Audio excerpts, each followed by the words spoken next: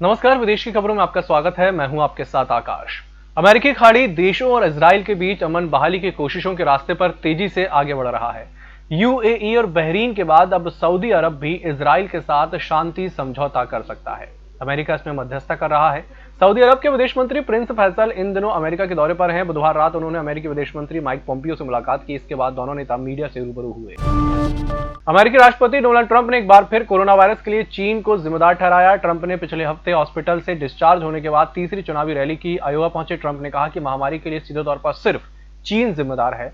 चीन चाहता तो कोरोना वायरस को देश के बाहर नहीं जाने देता, लेकिन अब इससे अमेरिका, यूरोप और पूरी दुनिया परेशान हो रही है। आयोवा में हजारों समर्थकों को संबोधित करते हुए ट्रंप ने कहा कि हम एक प्लेग यानी कोविड-19 का सामना कर रहे हैं, इसका मिलकर मुकाबला भी कर रहे हैं, लेकिन इसे रोका जा सकता था।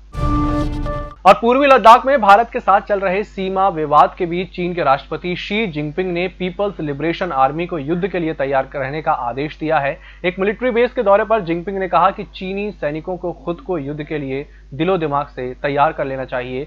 जिनपिंग मंगलवार को गुआंगडोंग प्रांत के मिलिट्री बेस के दौरे पर पहुंचे थे। झोंगसू सिटी में पीएलए मरीन कॉर्प्स का दौरा करते हुए चीनी राष्ट्रपति ने कहा कि वे देश के प्रति एकनिष्ठ, शुद्ध और भरोसेमंद बने।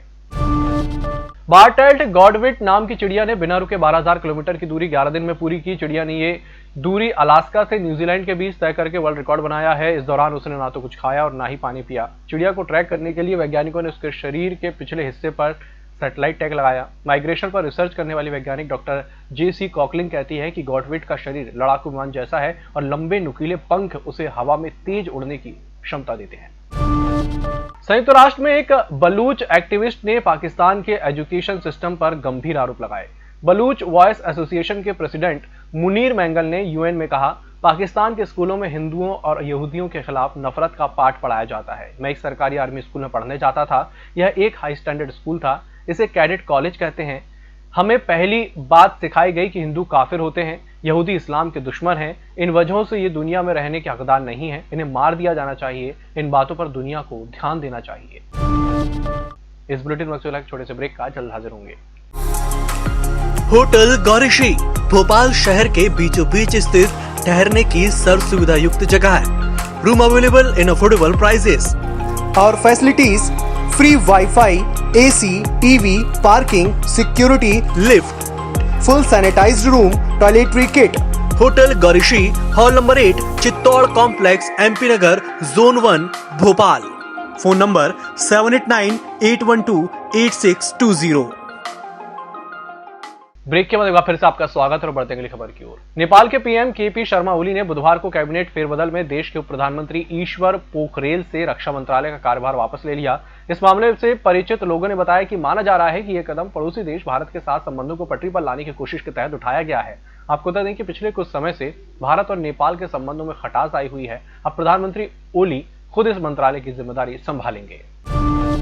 लेबनान की एक अरबपति महिला ने स्पेन के मिजस शहर में अपनी हवेली में 40वां जन्मदिन हाई फाई पार्टी के साथ सेलिब्रेट किया। इस पार्टी में उसने 21 मिलियन यानी कि करीब 2 अरब 67 लाख रुपए से ज्यादा का खर्च कर डाले।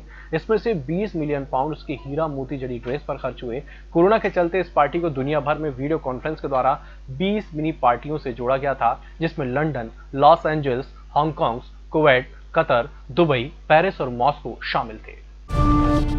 नेपाल की जमीन पर चीन के कब्जे का मामला एक बार फिर तूल पकड़ रहा है। विपक्षी पार्टी नेपाली कांग्रेस ने आरोप लगाया है कि चीन ने नेपाल के हुमला जिले में बड़े हिस्से पर कब्जा कर लिया है और प्रधानमंत्री केपी शर्मा ओली की सरकार इस मामले पर चुप है।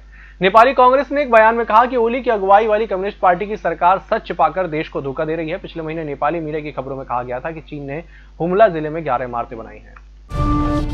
अमेरिकी राष्ट्रपति डोनाल्ड ट्रंप के ननिहाल स्कॉटलैंड के लोग नहीं चाहते कि ट्रंप दोबारा सत्ता संभाले। स्कॉटलैंड के एबरडीनशायर में वालमेडी नाम का गांव है, इसे मेनी भी कहा जाता है। यहां रहने वाली सुजैन केली कहती हैं कि हम तो उनके अपने थे, हमें तक नहीं बख्शा, बर्बाद करके रख दिया। 12 साल पुराने गोल्फ कोर्स रिसोर्ट बनाने के मामले में ट्रंप ने गांव वालों की बिजली पानी की लाइन तक कटवा दी। इसलिए वे चाहते हैं कि ट्रंप के फाइनेंस और टैक्स चोरी की जांच हो और उन पर कानूनी कार्रवाई की जाए। और कोरोना वायरस महामारी से बचने का सिर्फ एक ही रास्ता है, सावधानी। पिछले 10 महीने में दुनिया में ऐसी बहुत कम चीजें हुई जिनसे भविष्य के बेहतर होने की उम्मीद जगी हो। ऐसी ही एक बात हुई सोशल मीडिया पर। महज कुछ सेकंड पहले दुनिया में आई बच्ची ने जो किया उसे अब पूरी दुनिया एक संकेत की तरह देख रही है। इस मासूम की पहली तस्वीर वायरल हो चुकी है। ये वक्त ऐसा है, सब बेसब्री से इंतजार कर रहे हैं कि कब दुनिया पहले जैसी होगी, किसी संक्रामक महामारी का डर लिए बिना हम बाहर जा सकेंगे। इस बुलेटिन में फिलहाल इतना ही। नमस्कार।